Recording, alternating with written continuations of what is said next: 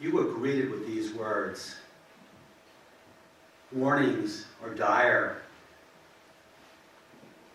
The world's going to end.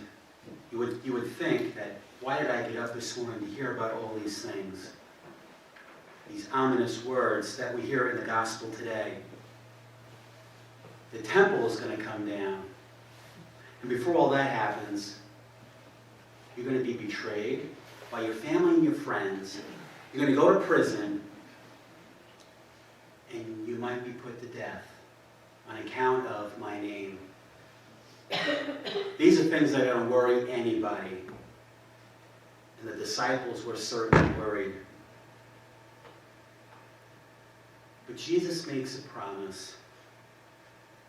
The last two verses of the gospel, he says, "Not a hair on your head will perish. By your endurance you will gain your life." I like to say that Jesus had them covered. He was going to protect them. He gave them a promise that you'll be okay no matter all that happens to you up until the end of the world. That's not bad enough. But he makes a promise that Jesus will take care of them. And we hear that same promise that Jesus will take care of us. And we know these dire words are relevant today. We just have to put on the TV or open up the newspaper. And we see hurricanes, wildfires, terrorism, images of 9/11, Hurricane Katrina. And the one that seems to be coming across frequently is gun violence. And that can be very frightening. This week alone, there were 3 incidences, one involving a school. But these 3 incidences, 8 people died, 8 people were wounded. So if you have children in school, it's probably a concern to worry what could happen. So worries come close to home, and often it happens with illness, or job loss, or relationship issues. And we worry, and we feel threatened by what we see and what we hear.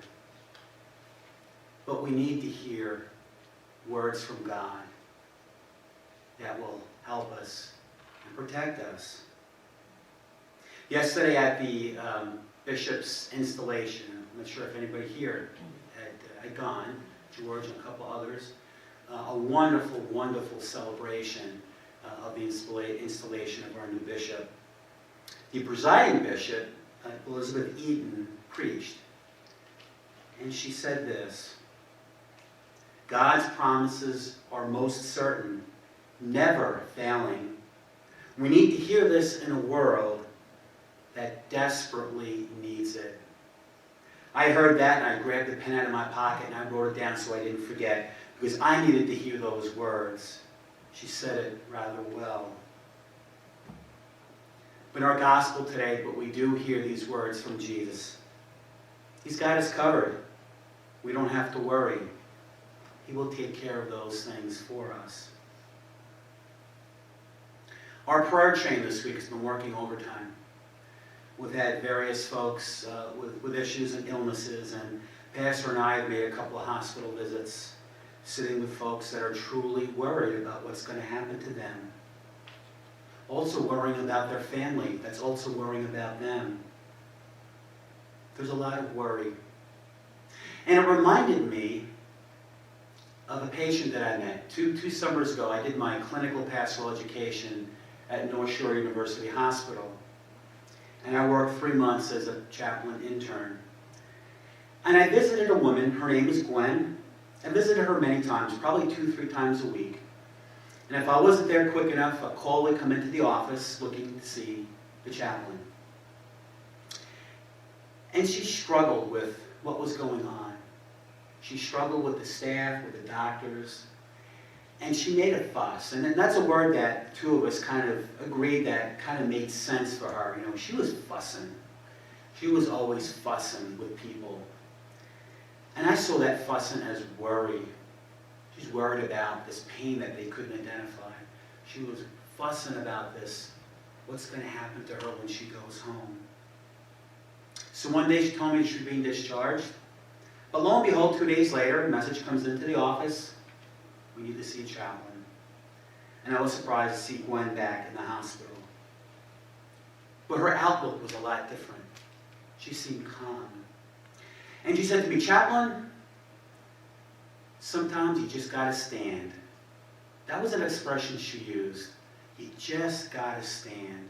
When things get too tough, you just got to stand. And what she meant, you just got to stand with our Lord. Just stand there and allow him to comfort you and to hold you up. And that made a big difference to her because she wasn't fussing. She was able to hear the common words, the promises that Jesus made to us, and the promises that he made to the disciples. Don't worry, everything will be okay. Those are words of assurance that nothing else can top. So for us, when we're not in that situation or those type of situations, I see 3 ways that we get reminded. And I love things in threes. Father, Son, and Holy Spirit. 3 strikes, you're out. And there's 3 things. The first thing is the font, our baptismal font in the back here of the sanctuary. That is a place 59 years ago, Wednesday, that I was baptized. And I first heard the promise that Jesus gives us all about you are a beloved child of God. Nothing will ever hurt you. You are mine. And of course, I was too young to remember those words, but I know those words were said. And to me, that's where it starts. And it's such a wonderful reminder. And it just takes my breath away sometimes to think about how my life started, how our life started at the font. In the back of our font there, we have a banner that says, "Live in his love." We're washed in his love. Eric, child of God, I baptize you in the name of the Father, and of the Son, and of the Holy Spirit. That is a wonderful, wonderful promise that nothing can destroy.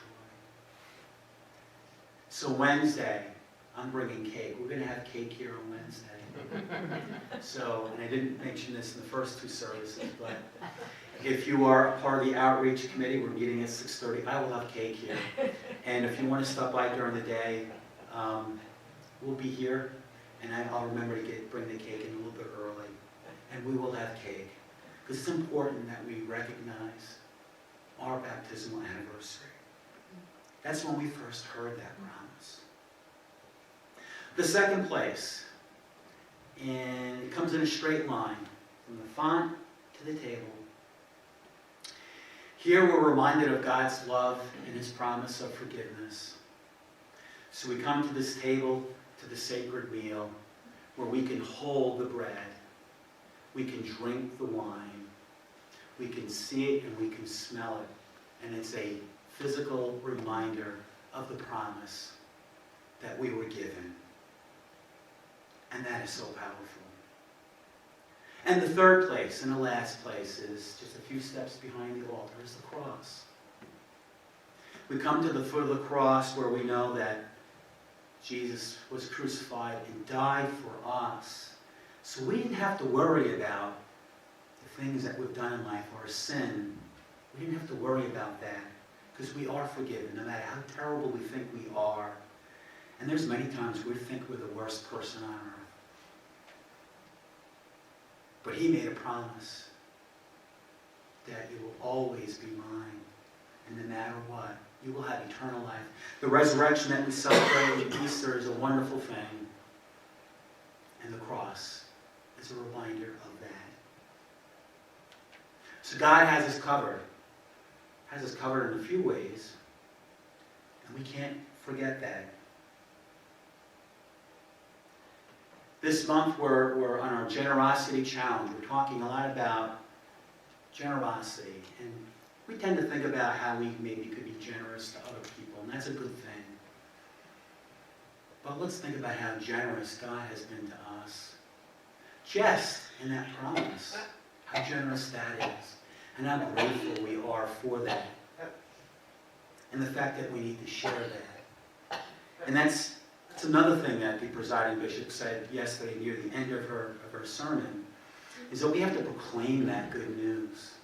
Not just us here at the pulpit, but every one of us has to share that with each one of us, especially with the people who are going through a difficult time. Share that promise, share that good news. And I have to say, our prayer warriors, they've been working overtime, praying for us, praying for those who are in need. They are also sharing that promise in their prayers for other people who are in need. So in the words of Gwen, and God bless her wherever she may be right now, sometimes we just have to stand and be covered by God's love and grace, because nothing will destroy that promise.